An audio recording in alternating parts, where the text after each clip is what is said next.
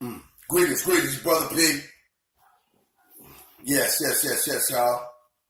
It's Brother P coming to you live with the Brett YouTube video.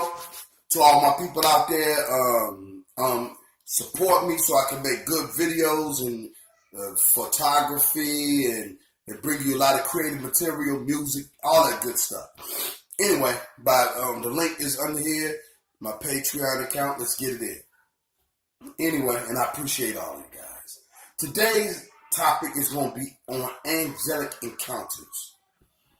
Me, Brother P, I've had several encounters with the supernatural. But today I'm going to give you one of those encounters. Okay, the setup was, my aunt had passed away the night before. She was at a hospital. So the next day we was going to see, because there were several people, relatives still at the hospital who had survived the crash. So we were going to the hospital, and before we went up, we were in the cafeteria. My mom, my dad, and some people from the church that we were at, College Park Baptist Church, a deacon and his wife. So we were sitting in the cafeteria just waiting to go up or whatever. And, excuse me for a little, winter nasal congestion. Anyway, we were sitting in the cafeteria and we were talking. So, talking about this and that.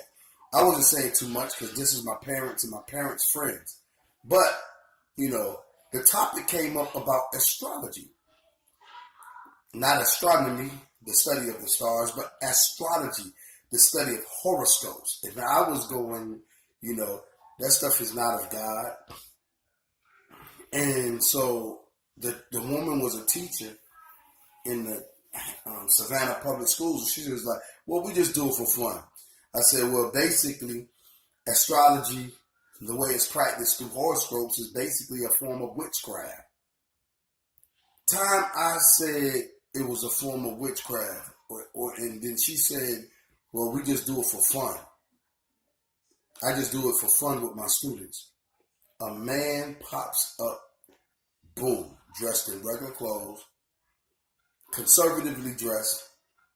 He begins walking around our table. The very instant, my mom, my dad, the deacon and his deaconess, because my dad's a deacon too, and at that church. And, I used to be the youth director at the church. So we're sitting at this table, and time she said, this man pops up and begins walking around our table. The very instant he pops up, my mouth is shut. Shoot! All I could do is listen. I couldn't say nothing. I couldn't ask him who he was, anything. This man begins walking around our table. The first thing is the lady who was talking about witchcraft and stuff, they just was like shocked. Like they're looking at him like walking around the table like, who in the world? My mom asked my dad, do you know him? My dad says, yeah, I know him. He comes here all the time. So he walks. Then he goes behind several times. I'm talking, and the place is crowded. He stands behind my father, my daddy. And my eyes is dead on him. My mother says, before he stopped, like he's coming around, my mom says, Joe. She calls my daddy Joe. Do you know him? Like he said, and he said, he comes here all the time, So when he stops behind my dad, they begin to have a conversation. My dad's not really looking at him. He's standing behind my dad, right off to the side. My dad's just looking forward like it ain't nothing. You know what I'm saying? My pops is having a deep conversation about David and Solomon. That's the only parts of it I heard is they were talking about David and Solomon back and forth and back. And my father, I've lived with him. I've known him all my life. And as far as knowing the Bible, he gets into the Bible and everything, but his discussion is never deep like that.